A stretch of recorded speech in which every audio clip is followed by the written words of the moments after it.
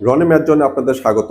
এই ধারার অঙ্কগুলো খুব বেশি আসে। এই ৪৯তম বিসিএস প্রিলিমিনারি পরীক্ষায় আমরা দেখলাম, আমি ক্লাস দিয়েছি, এটারও একটা গুণোত্তর ধারা থেকে আসছে আর এটা আসছে সমান্তর ধারা থেকে। তাহলে দেখেন যে ধারার অঙ্ক থেকে একটা আসলেই কত না, সেখানে গুণোত্তর ধারার দুইটা অংশ থাকে, একটা গুণোত্তর ধারা, একটা সমান্তর ধারা।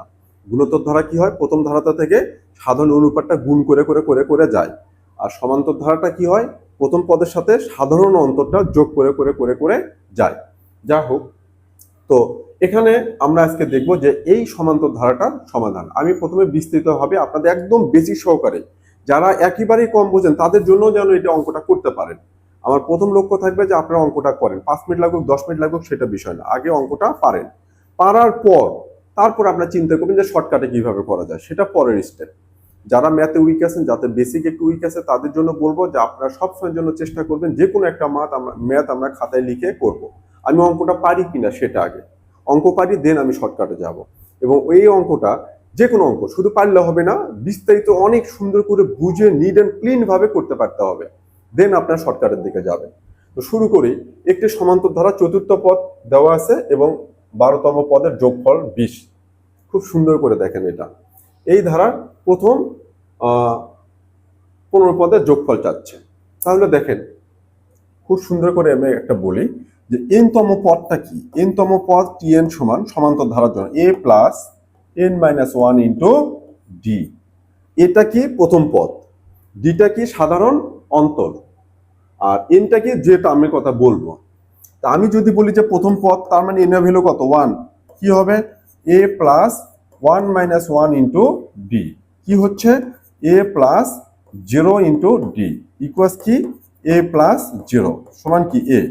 এই যে দেখেন প্রথম পদ আমরা সবসময় জন্য কি ধরি, এ ধরি, প্রথম পদ এ। এবার দ্বিতীয় পদ টি2, এটা করাচ্ছি এর কারণ পেছনে একটা সুন্দর কারণ আছে, একটু পরে বুঝতে পারবেন। টি2 কি হবে, এ প্লাস, এই যে এন এর ভ্যালু এখন কত বসবে, 2 মাইনাস 1 ইন্টু কি ডি। কি হবে, এ প্লাস 2 মাইনাস 1 1 ডি, এডি। দ্বিতীয় পদ কি এ প্লাস ডি। এবার তৃতীয় পদ টি3 যদি নেই আমি কি পাবো, এ প্লাস 3 মাইনাস 1 ইন্টু ডি। কত হচ্ছে, এ প্লাস 2 ডি। এই যে লিখলাম, এই প্যাটার্নটা দেখাচ্ছি এই জন্যই আপনাদের পিলির জন্য এটা খুব গুরুত্বপূর্ণ। এই জিনিসগুলো যদি মাথায় ধরে রাখতে পারেন তাহলে কি হবে। এখন এই যে আমি দেখাইলাম, প্রত্যেকটা জিনিস খেয়াল করে দেখেন, যখন প্রথম পদ হবে তখন কিন্তু কোনো ডি নাই, শুধু এ। যখন দ্বিতীয় পদ নিচ্ছি, এ প্লাস কয়টা ডি, একটা ডি। যখন তৃতীয় পদ নিচ্ছি, এ প্লাস কয়টা ডি, দুটা ডি। তার মানে আমি যে পদ নিব, এ প্লাস ওইটার থেকে 3 থাকলে 2 ডি, 2 থাকলে 1 ডি। তাহলে আমি যদি বলি টি5, তাহলে কি হবে, এ প্লাস কয়টা ডি হবে, এর সাথে অ্যাড করব 4টা ডি, 5-এর থেকে 1 কম, 4টা ডি। তার মানে এটা দিয়ে কিন্তু আমি পদ সংখ্যাটা পাচ্ছি। এখন আমি এটা একটু সরে রাখি, রাখার পরে আপনাদের এখান থেকে যাই। চতুর্থ এবং 12তম পদের যোগফল, এটার মানে হলো চতুর্থ পদ এবং 12তম পদ এই দুটো একসাথে করব যোগফল। তাহলে আমি চতুর্থ পদ কি হবে বলেন তো, এ প্লাস 3ডি চতুর্থ পদ। চতুর্থ পদ মানে প্রথম পদ প্লাস এই যে চতুর্থ 4 আছে এই জন্য 3ডি, এইটা প্লাস তার সাথে কি যোগ করতেছে, 12তম পদ। 12তম পদ মানে কি, এ প্লাস কত, 11ডি। 12তম পদ এ প্লাস কত, 11ডি। তাহলে এটা হচ্ছে আমার চতুর্থ পদ, এটা হলো আমার 12তম পদ। এই দুটো যোগ করলে কত পাবো আমি, 20। এই দুটো ভ্যালু কত বলছে আমার কাছে, 20 দিলাম। দেওয়ার পরে এখন এখান থেকে আমি কি আসতেছে, এ প্লাস 3ডি প্লাস এ প্লাস 11ডি ইকুয়ালস কত, 20। তাহলে 2a প্লাস 11 3 কত, 14ডি ইকুয়ালস কত, 20। তাহলে 2 কমন নিলে কি হবে, এ প্লাস 7ডি ইকুয়ালস কত, 20।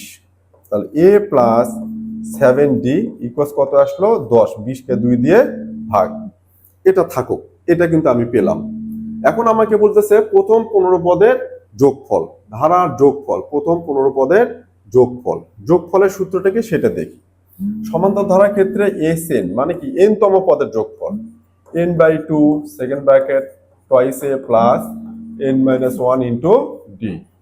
এটা হচ্ছে n তম পদের যোগফল, যেখানে a হচ্ছে প্রথম পদ, d হচ্ছে সাধারণ অনুপাত, n হচ্ছে n। এখন প্রথম 15 পদ বলতেছে, তার মানে n এর মান কত এখানে হবে 15, s 15 কি হবে ইকুয়াল 15/2, নিচে কি হবে 2a প্লাস 15 মাইনাস 1 কি 14d, n এর মান 15 না 15 আচ্ছা এটা আমি একটু বিস্তারিত লিখি, আবার কনফিউশনে পড়ে যাবেন। কি করব 15 মাইনাস 1 ইন্টু কি d, এখন 15/2 2a প্লাস 14d। দেখেন এখানে খুব সুন্দর একটা এসে গেছে। আমি কিন্তু এই যে আমি সিম্পলিফাই করে একদম ছোটটা নিয়ে ছিলাম, কিন্তু এখানে কিন্তু আমি এটাই পেয়ে যাচ্ছি ডিরেক্টলি। কি পাচ্ছি 2a প্লাস 14d, ভ্যালু কত 20। তাহলে এই যে 2a প্লাস 14d এই টোটাল ভ্যালুটা আমি ডিরেক্টলি কত বসাবো 20, অথবা আমি যেটা বের করছি ওটা ধরেই করি 15/2 সেকেন্ড ব্র্যাকেট, এখান থেকে আবার 2 কমন নিলে কি পাবো a প্লাস 7d নিলাম। নেওয়ার পরে আমি এই যে a প্লাস 7d এর ভ্যালু 10 ওখানে বসাবো। তাহলে 15 নিচে 2 গুণন এটার ভ্যালু কত 2 গুণন এটার ভ্যালু কত 10, 2 আর 2 কাটা গেল, 15 10 কত 150 পেয়ে গেলাম। এখন এখানে এই অঙ্কটা যেটা সবচেয়ে জেস্ট একটা বিষয়, খুব ইম্পর্টেন্ট একটা বিষয়, এখানে এই ম্যাথটা এখন বলবো এটা, যে এটা নিয়ে যারা আপনারা যারা সমস্যা ফেস করেন এবং যারা ম্যাথে একটু ভালো তারাও এই বিষয়টা নিয়ে একটু কনফিউশনে পড়ে যান যে এটা কি হলো, এটা তো এমন হওয়ার কথা না। কি রকম অঙ্কটার সমস্যাটা দেখেন, এটা নিয়ে সবচেয়ে কনফিউশনে পড়বেন যারা ম্যাথে অনেক বেশি ভালো, তারা বেশি কনফিউশনে পড়বেন। যারা একটু উইক আছেন তারা এটা থেকে বাদ দিয়ে দেবেন, বাট যারা একটু বোঝেন ম্যাথ একটু এক্সপার্ট আছেন তারা এই অঙ্কটা দেখে ঝামেলায় পড়ে যাবেন যে অঙ্কটা সমাধান হচ্ছে না, আচ্ছা এটা কিভাবে করবো, টাইম কিন্তু চলে গেল। সবচেয়ে লুজার হবেন তারা যারা অঙ্কে ভালো। তাদের জন্য আমি ছোট্ট একটা পরামর্শ দেবো এখানকার জন্য। আপনি দেখেন আমাকে বলছে চতুর্থ পদ এবং 12তম পদের যোগফল হচ্ছে 20, মানে চতুর্থ পদ 12তম পদ এই দুটা যোগফল কত বলেছে 20। এখান থেকে আপনারা দেখেন আমি কিন্তু এখান থেকে এই দুটো যোগ করে 20 যে লিখলাম, লেখার পর কিন্তু একটা সমীকরণ পেলাম। এখানে কিন্তু আমি এ অথবা ডি কোনোটার ভ্যালু কিন্তু পেলাম না, এই জায়গাটাই সমস্যা। আমাকে যদি এমন বলতো চতুর্থ পদ এত মান 12তম পদ এত, তখন ওই দুটো সমাধান করে আমি এ আর ডির মানটা বের করতাম, করে এই সমষ্টির যে সূত্র এখানে এ আর ডির মানটা কি বসায় দিতাম। কিন্তু এক্সাম থেকে যারা কোশ্চেন করেছেন দেখেন কতটা ট্রিকি করে দিয়েছেন। এটা কিন্তু এই অঙ্কটা যারা ম্যাথে এক্সপার্ট তারা একটু চিন্তা করে যারা বাদ দিছেন তারা সবচেয়ে বেশি লুজার হয়েছেন, এবং কোশ্চেন টেকার এক্সাম টেকার যারা আছেন যারা কোশ্চেন মেকার তারা কিন্তু করছে এই জন্য। আপনি যখন দেখবেন এখানে আমার এ আর ডির কোনোটাই মান পেলাম না, আমি দুইটা মিলে একটা মান পাইলাম, আপনাকে অবশ্যই মনে রাখতে হবে আমি যে সমষ্টির ইকুয়েশন বের করব, সমষ্টির যে সূত্র সেখানে আমার ডিরেক্ট এইটার ভ্যালুটাই দেওয়া থাকবে, এটা ধরে নেবেন। তাছাড়া কিন্তু এই অঙ্ক কোনোভাবেই সমাধান করা সম্ভব না। খুব ইম্পর্টেন্ট বিষয় এটা। আমরা জানি একটা আননোন যদি থাকে একটা ইকুয়েশন দিয়ে সলভ করা যায়, যদি দুইটা চলক থাকে তার জন্য সমাধান করার জন্য দুইটা আলাদা সমীকরণ লাগে, দিয়ে সমাধান করব। কিন্তু এখানে দেখেন আমার সমীকরণ দেওয়া আছে একটা, এখান থেকে ফিরে আমি পাইতেছি কি আরেকটা সমষ্টি, কিন্তু এখানে কিন্তু এ অথবা ডি কোনোটার ভ্যালুই কিন্তু আমি পাচ্ছি না, দুইটা মিলে কম্বাইন একটা ভ্যালু পেলাম 10। আপনাকে তখন মনে রাখতে হবে আমি যে সমষ্টির ইকুয়েশন করব, সূত্র দিয়ে যে সমাধান করব, সেখানে আমার এই জিনিসটা ডিরেক্ট আসবে, আমি ডিরেক্ট এই ভ্যালুটা বসাতে পারবো। আমার এই কথাটুকু যেটা বলতেছি এটা আপনাদের যারা ম্যাথে অনেক এক্সপার্ট আছেন, যারা এই কোশ্চেনটা সবাই না, তাদের মধ্যে কিছু অংশ আছে যে অঙ্কটা এইভাবে করতে গিয়ে পারেননি, কিন্তু ম্যাথে অনেক ভালো বোঝেন আপনারা। তো আপনাদের জন্য আমার এই সাজেশনটা থাকবে যে যখন দেখবেন যে এইরকম এ আই ডি কোনোটারই ভ্যালু পেলাম না, আলাদা আলাদা মান পেলাম না, একসাথে মিলে একটা মান পাইলাম, মানে আরেকটা সমীকরণ হলো, তখন আপনি ধরেই নেবেন আমি যে সূত্রটা লিখবো এখানে সমষ্টির, সেখানে আমার ডিরেক্ট a প্লাস 7 দিয়ে আসবে ওখানে। যখন আমি এ অথবা ডির আলাদা মানের দরকার নেই, আমি দুইটা মিলে কম্বাইন আমি এই মানটা 10 বসায় দিলাম।